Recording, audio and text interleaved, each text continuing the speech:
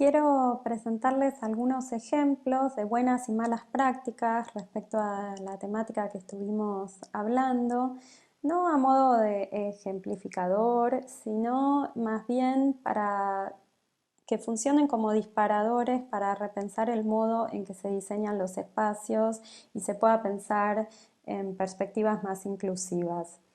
Si hablábamos de ese modelo de sujeto en el que se piensa cuando se diseña, hablábamos de un modelo que está muy signado por ese sujeto ciudadano, modelo del contrato social del siglo XVIII que aún hoy reverbera en las categorías con las que pensamos a los usuarios, ¿no? Entonces, en ese sentido,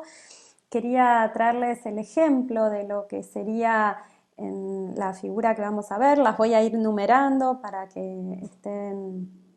orientados. La figura 1 en la que observamos el modelo que se denominó el Le Modulor, o sea, el modelo que usaba Le Corbusier, un arquitecto del movimiento moderno, para pensar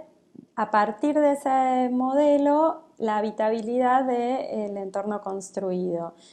Desde la arquitectura feminista y el urbanismo de género se ha, por supuesto, criticado fuertemente a este sujeto que no solamente es un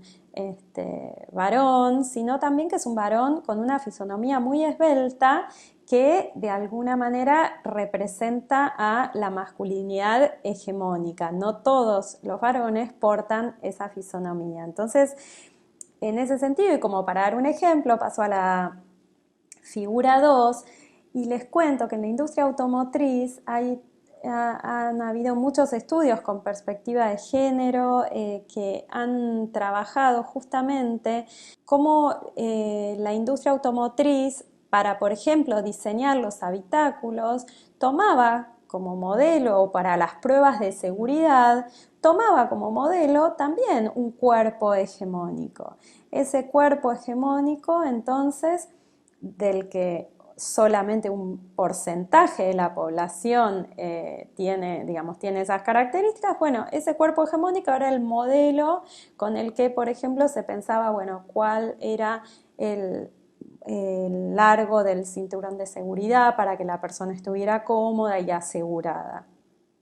En ese sentido, la placa 3 lo que nos muestra justamente es que pensar desde esta perspectiva no es solamente pensar en términos de varones y mujeres, sino pensar en la diversidad corporal. Y aquí, a modo de ejemplo, muestro a un varón, a un sujeto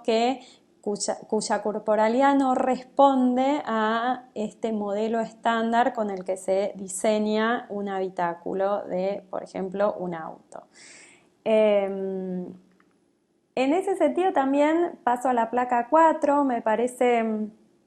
interesante pensar que no solo se trata del diseño de los espacios, sino también en que el habitar tiene que ver con otras cuestiones. Cuando se pensó en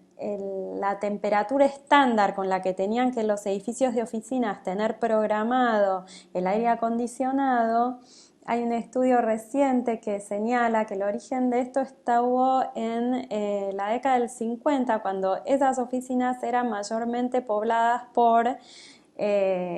varones que utilizaban como indumentaria un traje. Entonces la temperatura que se fijaba no contemplaba, por ejemplo, a las secretarias, ¿sí?, de esos varones que no portaban traje.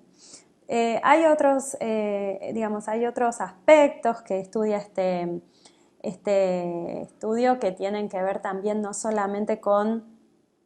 la indumentaria, sino también con ciertas cuestiones hormonales que regulan la temperatura del cuerpo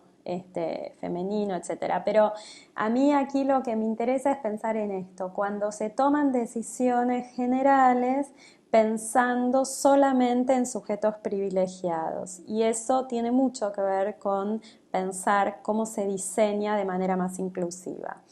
Pasando a la figura 5, es un ejemplo, digamos, como bastante literal, pero el del semáforo, pero para mostrar justamente cómo esta idea, digamos, de humanidad solamente es en términos icónicos, muchas veces es reflejada en ese sujeto, que es un sujeto masculino, y asumimos que ese sujeto masculino está hablándole a toda la población. Un ejemplo reciente de esto lo podemos ver en la figura 6, donde lo que vemos es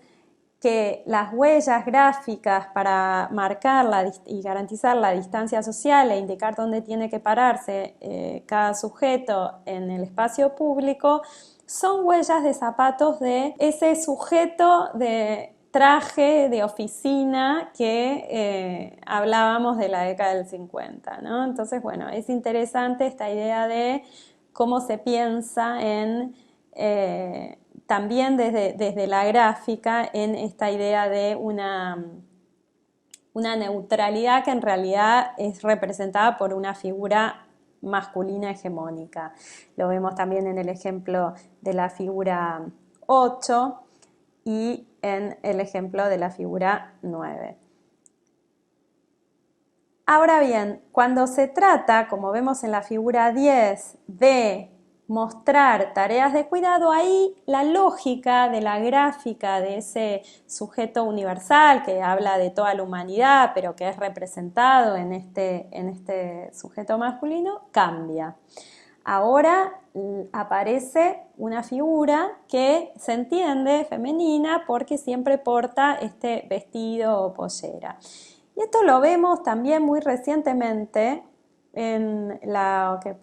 figura 11, cuando vemos un gráfico de recomendaciones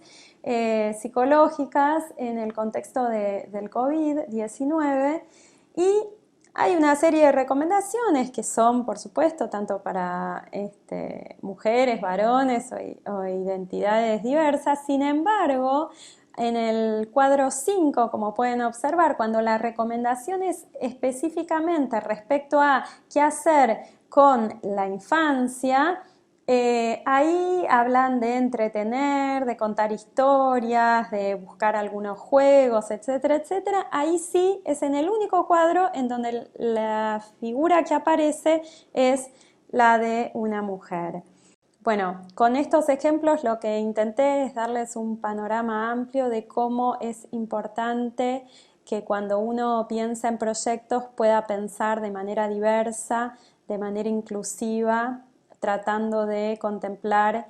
aquellos cuerpos que no necesariamente son los cuerpos hegemónicos y privilegiados.